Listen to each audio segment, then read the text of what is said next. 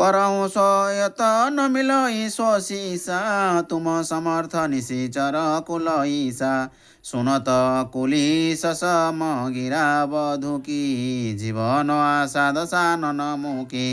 तदपि धीर धरि करत प्रबोधा कह कौ मोहि समान जगयोधा राम लक्षण सुग्रीव नल नील द्विविध हनुमंत माथ विभीषण ऋषभ कर आनव मारी तुरंत अब लगी रहे भरोसा भारी कुंभकर्ण धन नाद सुरारी महु आजु लगी किन न जुझाई न सब कर पुरुषारथ बुझा मरे सोनर बानर के मारे बात तुन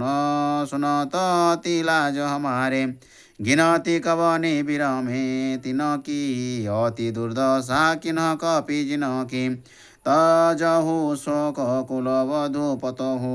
न समान जनि मानसी मोहु पुत्री विलम्ब करहु हटि चारी देखहु मोर पराक्रम भारी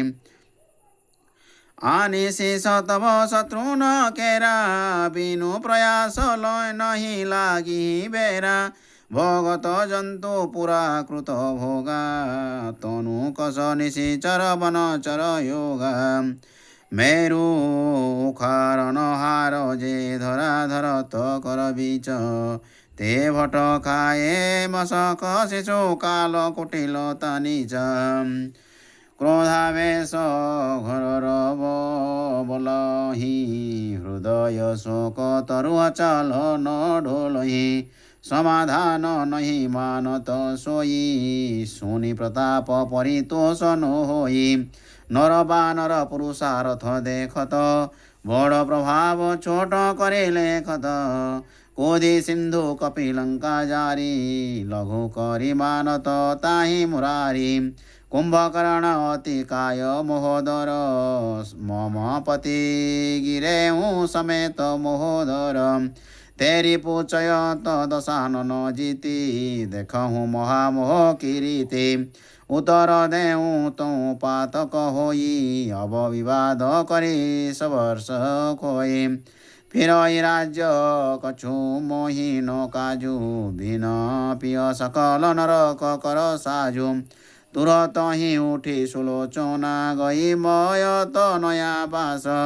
पद गहिरोवत सकल कहीं प्रकट शोक इतिहास